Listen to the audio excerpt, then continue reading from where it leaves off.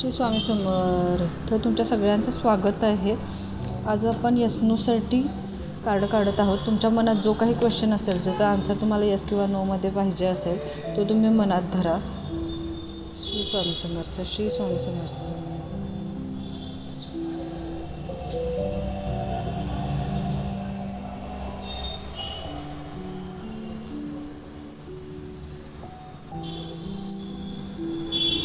तुम्ही या दोन्हींपैकी एक रत्न चूज करा.